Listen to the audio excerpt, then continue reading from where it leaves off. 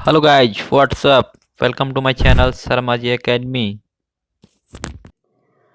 तो चलिए दोस्तों, इस वीडियो में हम लोग अब देखेंगे कि रजिस्टर, इंडक्टर और कैपेसिटर का ट्रांजिएंट एनालिसिस कैसे करते हैं, वो इस वीडियो में हम लोग देखेंगे। तो हम सबसे पहले स्टार्ट करते हैं रजिस्टर से। ओके, रजिस्टर रजिस्टर को जानते हैं हम लोग, आर से लिखते हैं। और इसका सिंबल क्या होता है? ये इसका सिंबल होता है। ठीक, तो रजिस्टर को अगर हम t इक्वल्स टू 0 पे देखेंगे तो भी रजिस्टर का वैल्यू आर ही रहेगा, और अगर t इक्वल्स टू इनफाइनाइट पे देखेंगे तब भी रजिस्टर का वैल्यू आर ही रहेगा। मीन्स अगर हम रजिस्टर की बात करें तो ट्रांजिएंट स्टेट और स्टेडी स्टेट, दोनों स्टेट में उसका वैल्यू सेम ही रहेगा। रजिस्टर में कोई चेंज नहीं होगा। क्यों नहीं चेंज होगा? क्योंकि रजिस्टर जो है वो फ्रीक्वेंसी से रिलेटेड नहीं है, टाइम से रिलेटेड नहीं है, उसका कोई रिलेशन नहीं है फ्रीक्वेंसी और टाइम से। इसी कारण से रजिस्टर का कुछ भी चेंज नहीं होगा, रजिस्टर में कोई भी चेंज नहीं होगा ड्यू टू ट्रांजिएंट। ओके, सो इससे हमको क्या समझ में आया कि रजिस्टर जो है उसका वैल्यू सेम ही रहेगा, उसमें कोई भी चेंजेस नहीं आएगा, उसका बिहेवियर में कोई भी चेंजिंग नहीं आएगा।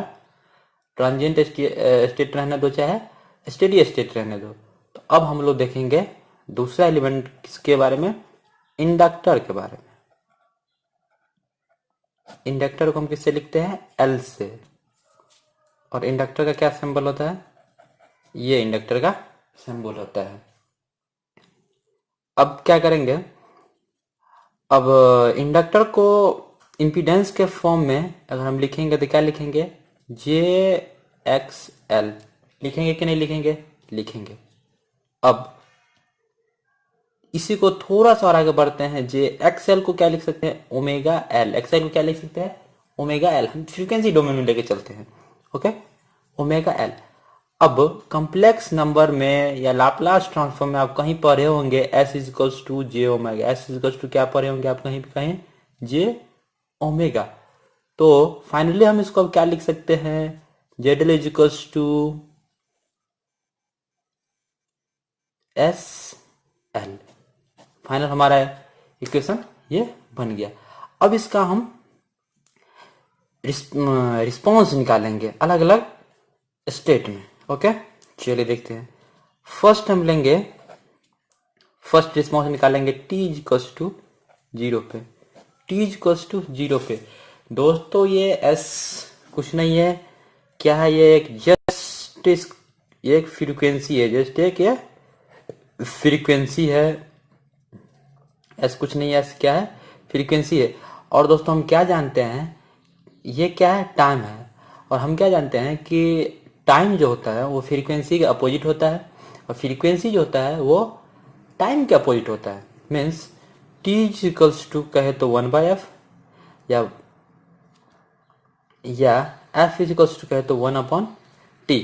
अब अगर और बात करें थोड़ा सा, तो टी इक्वल्स टू कहे तो एफ के जगह पर 1/s, और एस इक्वल्स टू कहे तो 1/t।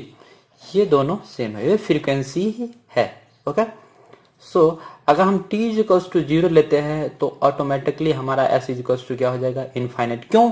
क्योंकि s इक्वल्स टू 1/t होता है। ओके, सो अब हम इस इक्वेशन में पुट करेंगे, इंडक्टर के इक्वेशन में क्या है? Z L equals to S L. अब s की वैल्यू यहाँ पे क्या है? इनफाइनाइट इंटू एल, और इनफाइनाइट इंटू एनीथिंग होगा तो वो इनफाइनाइट होगा।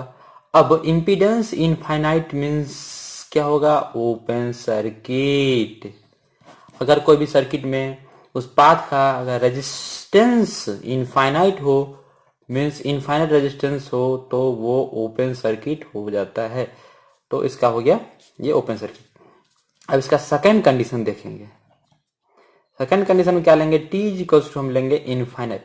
T equals to infinite means what?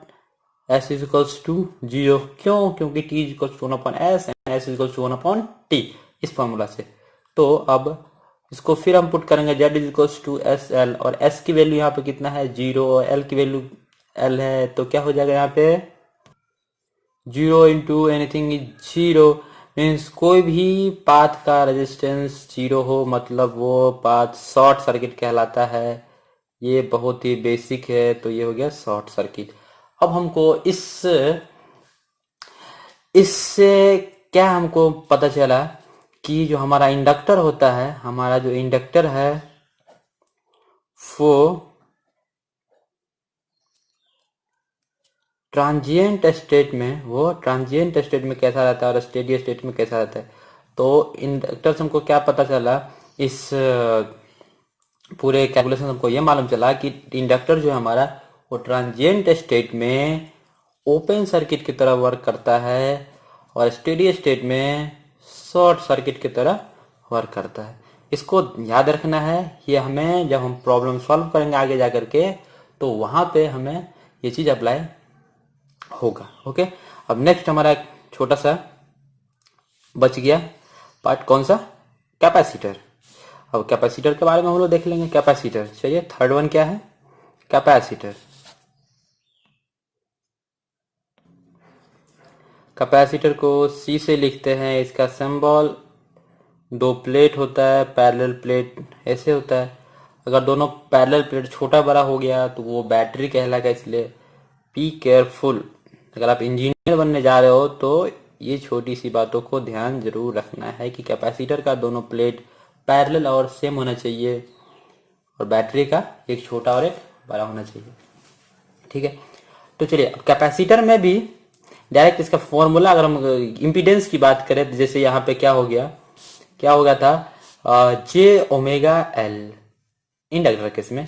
Same capacitor में आपको भी मालूम होगा, मे बी अगर आपको मालूम नहीं है तो आप यहाँ पे मालूम कर लो कि 1/j ओमेगा c होता है। ओके, अब देखिए j ओमेगा को हम क्या लिख सकते हैं, s, इस पार्ट को हम लिख सकते हैं s ऊपर से, तो क्या हो जाएगा s c 1/s c। Frequency domain सब चल रहा है। ओके, तो अब हम अगर t इज इक्वल्स टू 0 पे बात करें, means s is equals to infinity पे बात करेंगे। t is equals to 0 means s is equals to infinity. अगर इसी में ये हम पुट कर देंगे तो 1/infinity into c means 1/infinity into 1/c means 1/infinity क्या होता है 0, 0 into 1/c, 0 into anything that is 0। और अगर कोई भी सर्किट का इम्पीडेंस अगर 0 हो तो वो क्या कहलाएगा, शॉर्ट सर्किट कहलाएगा। अब भी हम लोग पढ़े हैं कि कोई भी सर्किट का इम्पीडेंस अगर 0 हो तो वो शॉर्ट सर्किट कहलाएगा। नेक्स्ट हम लोग देखेंगे at t is equals to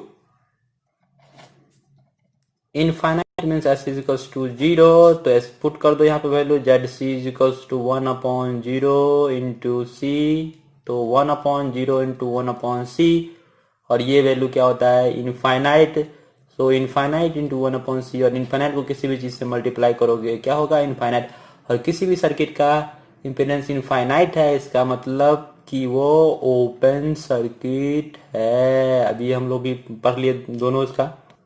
अब हमको इससे क्या मालूम चला, तो यहाँ पे हम इसको रिजल्ट में लिख दे रहे हैं। क्या मालूम चला यहाँ पे कि यहीं पे लिख ले रहे, सॉरी यहीं पे लिख ले रहे हैं। क्या मालूम चला, इंडक्टर जो है अपना, इंडक्टर सॉरी कैपेसिटर, जो अपना कैपेसिटर है वो ट्रांजिएंट स्टेट में और स्टेडी स्टेट में कैसे बिहेव करता है।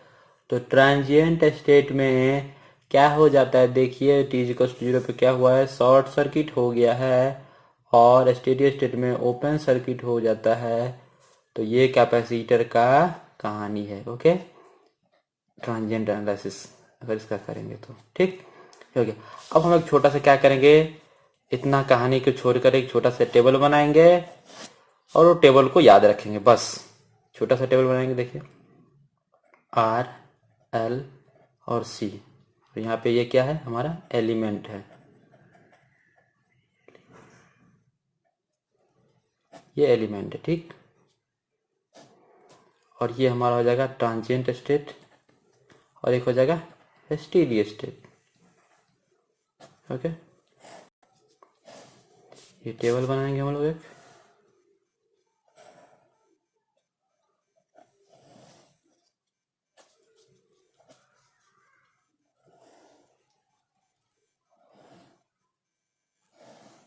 बन गया टेबल। अब देखिए रेजिस्टेंस ट्रांजिएंट स्टेट में भी सेम रहेगा, स्टेडी स्टेट में भी सेम रहेगा, रेजिस्टेंस में कोई चेंजेज नहीं होगा। अब चलेंगे इंडक्टेंस में, इंडक्टर में। इंडक्टर में क्या अभी पढ़े जस्ट कि यहाँ पे देख लेते हैं। ट्रांजिएंट स्टेट में क्या हो जाता है, ओपन सर्किट। स्टेडी स्टेट में क्या हो जाता है, शॉर्ट सर्किट। कैपेसिटर में क्या पढ़े हैं अभी जस्ट, ट्रांजिएंट स्टेट में क्या हो जाता है, शॉर्ट सर्किट। स्टेडी स्टेट में क्या हो जाता है, ओपन सर्किट। तो दोस्तों कुल मिला के ये था एलिमेंट का एनालिसिस, ट्रांजिएंट एनालिसिस और स्टेडी स्टेट एनालिसिस। तो दोस्तों ये था बहुत ही बेसिक्स ऑफ ट्रांजिएंट एनालिसिस। सो अगर ये चीज़ आप अच्छे से समझ जाएंगे तो आगे जब हम सर्किट सॉल्व करेंगे तो वहाँ पे जैसे ही कहीं पे इंडक्टर आएगा, कैपेसिटर आएगा और वहाँ पे हम किसी को शॉर्ट कर देंगे, किसी को ओपन कर देंगे, तो वहाँ पे आप कंफ्यूज नहीं हो पाएंगे। अगर ये मालूम रहेगा आपको कि अभी ट्रांजिएंट एनालिसिस है इसीलिए ये शॉर्ट हो गया, स्टेडी स्टेट है यहाँ इसीलिए ओपन हो गया।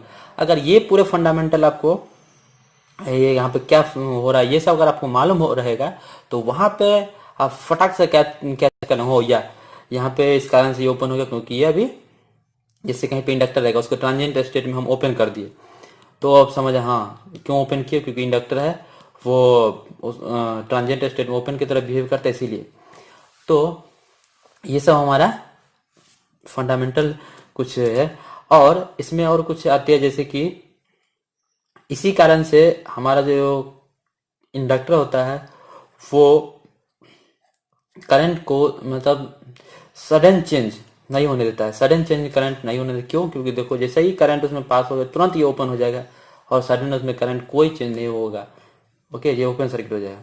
और कैपेसिटर क्या करता है, doesn't allow sudden change in voltage, because voltage जहाँ शॉर्ट सर्किट हो जाएगा तो वहाँ पे वोल्टेज क्या होता है, जीरो। मैक्सिमम क्या होता है, ओनली करंट। सो इस एनालिसिस से हमको दो पॉइंट मिला। पहला पॉइंट क्या मिला कि इंडक्टर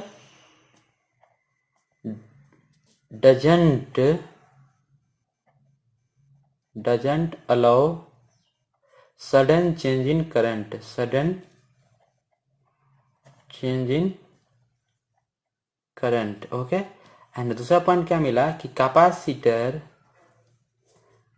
डजंट अलाउ सडन, ये सब थ्योरी पार्ट है, sudden change in voltage, sudden change, but very important point है इन वोल्टेज। ओके दोस्तों, तो वीडियो देखने के लिए थैंक यू। और अगर इसमें आपको कोई डाउट है तो आप मुझे मेल कर सकते हैं और व्हाट्सएप कर सकते हैं, दोनों में से किसी पे आप पूछ सकते हैं। मेरा व्हाट्सएप नंबर है 6205700719 एंड ईमेल आईडी है मेरा bss22feb@rediffmail.com, rediffmail.com। आप इस पे मेल भेज सकते हैं या इस पे व्हाट्सएप कर सकते हैं। ओके, तो ये हमारा व्हाट्सएप नंबर है और ये ईमेल आईडी, आप दोनों में से कुछ अगर आपको कोई डाउट हो तो। Thank you.